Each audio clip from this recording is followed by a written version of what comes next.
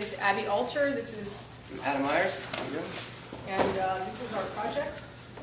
I'm going to just give a little, excuse me. I worked on Carmen this week, so right now I'm in the middle of like head drainage, and so I'm eating Fisherman's Friends. And let's hope I don't go into a coughing jag, but if I do, I'm sorry, I'll just run out and try to fix that. All right, so what we started off with in Wayfinding for the Wayfarers is just the question, where are you? Where are we?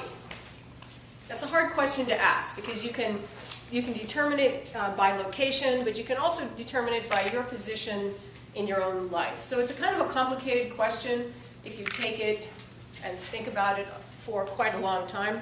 But you know, we're at 41.0998 north latitude and 80.6495 west longitude. Those are the coordinates for Youngstown, Ohio. That's about as scientific as you can get. But even at that, we are still in relationship to the equator and Greenwich, England. Greenwich, England. So all of our descriptions of where we are really in relation to other things. Now our system is really, it's a walking tour, but it's also an informational system.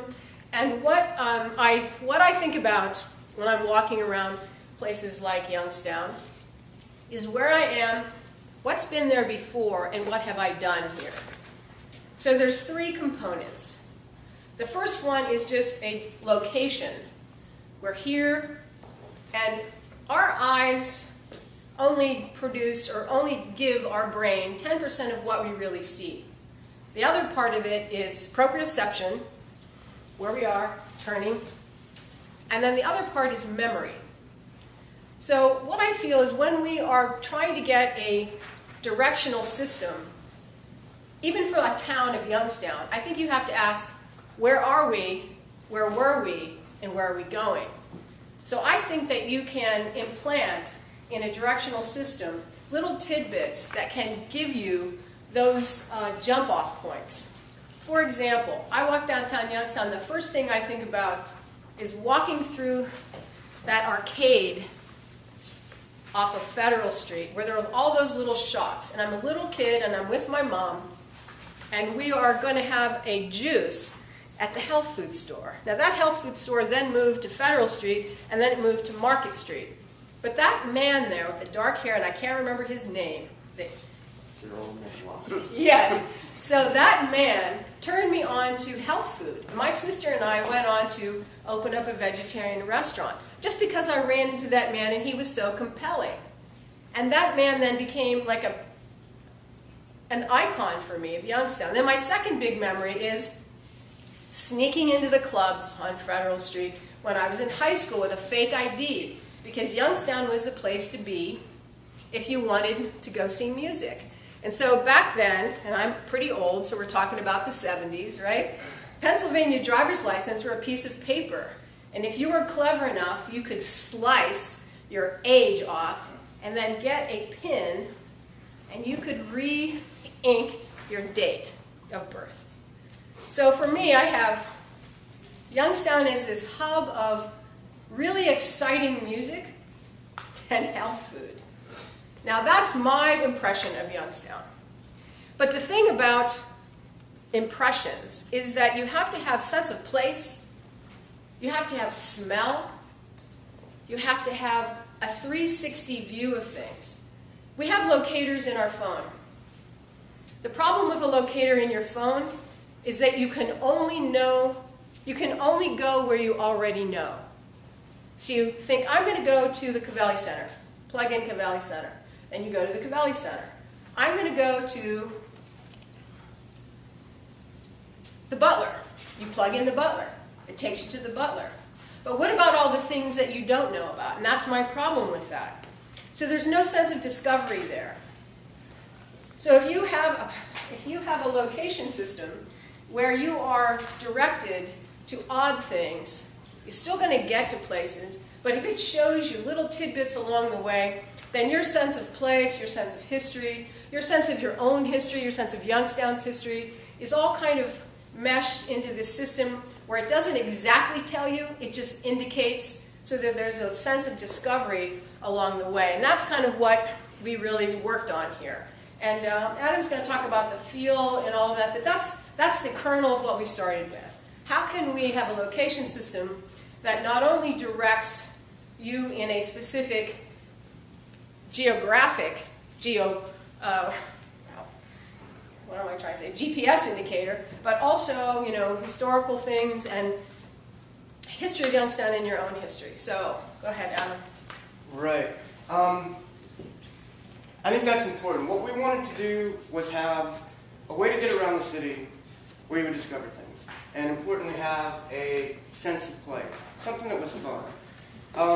What we came up with initially was we want to have a series of mounted telescopes and viewfinders and signage that will get you around the city to not only get to places that possibly don't exist yet, such as the new amphitheater, or we were even thinking there's going to be some new bike lanes and a bike station downtown by Federal Plaza, from what I understand, and places like the Butler and such, just as a very practical way of getting people around, but also finding little gems and tidbits that you might not normally see when you're just trying to get from point A to point B. One of the things that we would like to do with this as well is, she was talking about phones and stuff, is to actually use, there's a couple, Serendipiter I think you said, was one of the phone apps, and there's a Happy Maps, Smelly Maps, Chatty Maps, there's all these different phone apps that can be plugged into this system as well. The terminals, which is what we're calling them, are basically going to be, we're open to changing things. As far as it fits sort of the citywide vision of things. First off, each one of these little terminals, we'd like to have some mounted telescopes, some sort of information signage that not only tells the user how to use the system, but also might have some information about where they may happen to be. One of the things we thought about as we were coming up with all of this stuff, along with the sense of play, is sort of the game aspect of it all. We had talked about possibly putting some game aspects into it as far as some sidewalk tiles that have some information plaques, colored sort of sidewalk tiles, maybe sort of footprints that will direct you around, something that is fun and has a sense of play. A hub. We want to have some sort of hub that could be as simple as what we had envisioned was a map, like a table, sort of a way station that had a map that was, like a metal engraved map. Then with terminals or signage and stuff that can kind of direct people around. So, like I said, this can be as simple as sort of a short walking tour of downtown where you kind of discover things, but we also were keeping in mind that it is very scalable, it's very mutable. As I said, we put these question marks here as far as, this could be something that could direct people to the new amphitheater, could direct people out to parts of the city that have yet to be developed, such as Mahoney Commons, places like that. Some places even downtown that have yet to be really discovered, like the little park by where Cedars used to be. Like I said, we're very open to keeping it we want to make it function within sort of the larger vision of sort of what the committee and what some of the other planners kind of have in mind. Again, with the terminal, we're not super married to any particular design specifics because we just weren't really sure where these could physically exist, how much space we would have. Like in our perfect world, this would be somewhere where people could sit, have a cup of coffee, take a look at the city map, kind of get started on this our little walking tour of the city, our little Wayfarer or Wayfinding information system.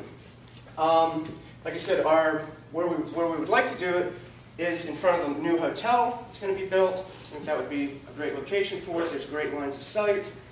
Or also near Federal Plaza, where the bicycle rest station is. They're planning on having it there, from what I understand. Goes into the budget about sort of scale and yeah, we're kind of running over. So when I did the budget, I estimated, I think pretty clearly, what one of these terminals would cost, and then I thought maybe we'd need to start with 10. That's just a guess. How do we answer that? Well, what I'd like to do is have a conversation with people to see just exactly what you'd like highlighted. It could go a bunch of different ways. I mean, it could be more historical, it could be more directional. Businesses could have a play in it because we can do a game where it can direct you to events.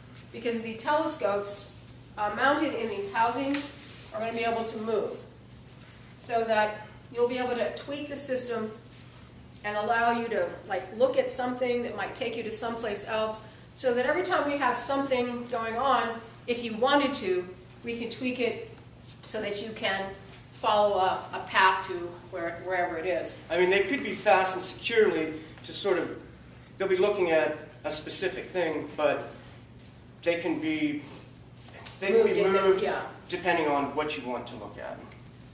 Now, I'm pretty familiar with how iron pipe systems work, because I renovated a building and made all the furniture and everything out of it, out of gas pipe. And so I have pretty good estimates on that. Putting these objects into the sidewalk was really hard to estimate that, because there's about 4 different ways to do it. And I've talked to cement people, I've talked to people that work in municipalities, and so if it's selected, then the discussion has to go with the city maintenance people, the planners. And I've tried to estimate enough money in there to kind of cover all those bases. The other thing is that in a former life, I did a lot of metal sculpture. So I weld, and one of the things that I like to do is use found objects. Now, I'm sure that there are scrap piles around Youngstown. I'm sure that there are bits and pieces of all kinds of things in warehouses that I don't know about. How do I know this? Because I hang around at Fessler Machine Shop in Sharon, because I have friends there. And, in the corners, there are stacks of things that nobody would want to use, except I could use it, and they throw out stuff all the time. So all I'm saying here is that my budget is based on buying new materials. This could be reduced if we use found objects. But the amount of terminals that we need and all of that, I've gone a 10 and a 20 to keep it kind of under, or just for kind of descriptive purposes. We could make 30 of them. This depends on where you want it to go. It could be 5. The hub will be a little bit more expensive. I'm envisioning a big piece of plate steel, which I can buy, or I can go down in front of Susie's and just lift one of those off the street. They use them to cover projects. So that's what I'm thinking, like 1/2-inch plate steel. It costs about $350 an hour to engrave it or to etch it. That's just a rough estimate. And we have different connections in all of these different sort of realms as well. I think in order to keep our time and stay on schedule, we need to go to questions now. So maybe if anybody has any questions, it's open to the whole room. Any of the reviewers, go ahead. So my question, the probably seems really interesting, but the question I'm having right now is again the process of how if you've thought about how to engage, whether the businesses, groups of people. Will these things, you said there are multiple ways that this can happen. Are you going to choose one, or are you going to let multiple things happen? And are you going to change every once in a while? Like, how would this work? We would have to get a group of people together, and we would ask them, what would we like to highlight in Youngstown. Historical stuff, businesses, what directions, and then the answers to those questions will determine where we put those. Yeah. So you have a central hub with instructions, Yeah. and again, those instructions will come from what you want to use it for. Now, we talk about in the proposal leveraging. So what we see here is this system can be leveraged by any of the businesses, by the people that are here in this room, by the Historical Society, by whomever, but that conversation needs to be had, because we're just creating the system that you can lay this stuff over top of. So it's kind of part of an idea. It gives you the bare bones of the idea. What do we use it for? Well, I want to speak to that a little bit as well, because we had come up with several sort of possible ideas how sort of businesses or individuals can plug in. One thing we thought was sort of, scavenger hunts or pub crawl type things, or one of the ideas I had was, like for instance, if we had a lot of people from the hotel coming, if they wanted to use this system to go around and to locate some of the different businesses and locations on there, they could pick up a little puzzle piece. And when they're done, they have a whole puzzle that they can put together that is like a little souvenir, or they get a gift certificate somewhere if they have the whole puzzle. That's just one way that things can plug in. Another way we were thinking, I had the opportunity to go to the Munster Sculpture Project in 2007. And one of the most impressive pieces that I saw was a sculpture that took all of these big public works and duplicated them at like 1/10 scale and put them all in one place. So it was a project that sort of referred to the other projects. And one of the things that we were thinking that this could serve as well is whatever other projects get chosen in this process, that this can be a system that directs people to all the new public art downtown as well. So, as I said, we didn't make anything too specific because we wanted to keep it open and changeable enough for people to put their input in as to where exactly these should go to, where exactly they should point to. But we think there's lots of applications. I don't know if I have so much a question, but maybe a comment that you could address. I really like what you said about your memories of the city, and I don't necessarily see that idea played out in the proposal, and I find that to be really compelling. I think, especially considering the history of the city, and I wonder if that could be somehow incorporated, as to connecting what was there, what is there now, what there could be in the future. And I'm trying to imagine if I was going somewhere on vacation and if I saw these, how engaging it would be to me, what I would want it to be, for me as a visitor to that place. And I think that might be something to consider also. Like put yourself in another city and think, well, what if I had these here? What would I want to know about? And then I appreciate the idea of the open-endedness to involve the community, but I think that could also become kind of a hot mess. And I feel like maybe the vision could be narrowed a little bit. Well, I think that the openness can be determined because I have an idea. I could just do this all on my own, but that's my sense, and I would take you to those places that I want to take myself to. But the idea of like inserting these little historical tidbits, instead of usually it's a plaque and it says something happened here and here and here, and that can also be, or it can be these little boxes can have pieces of information, or we can link it up to a map where all of those things can be listed, and you can just go with your computer or your phone, and because there could be thousands of things, but there are little like gems. Like, and if you see that this little face here, that's off of what building? That's off the First National. So First National, that face, have you seen it? Do you look at it? So just identifying things like that kind of give you that sense of discovery, and those things. How many things like that are there in Youngstown? Yeah. We just put a little scattering of I think what we thought was the important. use of the cell phone or an app or something could really add to the aspect of the gaming. Yeah. Well, we were even. and- But you might, yeah, so you might have to have a little of both to sort of pull in all ages and, you know. It would, you know, there's going to have to be a little bit of a research component to this. I'm married to a historian, so we have gone through like the various lines of, you know, what we can investigate. And so to really do this correctly, we're going to have some research. Yes. All I would say, because I think that point is right on. It's kind of where I was getting at, but I wasn't sure to give you feedback or just get questions. But is that the oral history part of this could be really fascinating. Oh, yeah. That's why maybe even linking it up to a project like the City of You, which is collecting stories and pointing out things like you guys are saying. Well, it was mentioned like chatty apps, or chatty maps, sorry, the one phone app. I don't know if you're familiar with that. It's like you can do recordings. So if people get to one of these hubs, for instance, or one of these terminals where the Good Humor factory used to be, you can do a recording of somebody saying their oral history of what they had been in, you know, what their experience was, what it was with when they were a kid or something. So whoever's on the chatty maps can, you know, hit that, get that recording.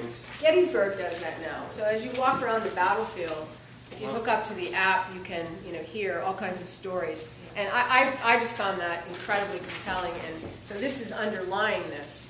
You know, what we try to do is just give a bare bones of how it could be done. What we put on top of this can be, you know, a lot of things like we're talking about. We've thought about it quite a bit, but we didn't want to bring in like our own specific vision of this. We wanted to kind of leave it a little more open-ended. Yeah, and that's why I started with my own personal history, because everybody here has their own. So, you know, what we want to show the world, what's Youngstown, what was Youngstown, what is Youngstown now, what's it going to be, that really has to be a thing decided by a lot more voices than just me. We need to wrap up so that we can get the next team up and ready to go. So thank you so much. Thank you. That was just wonderful. Yeah.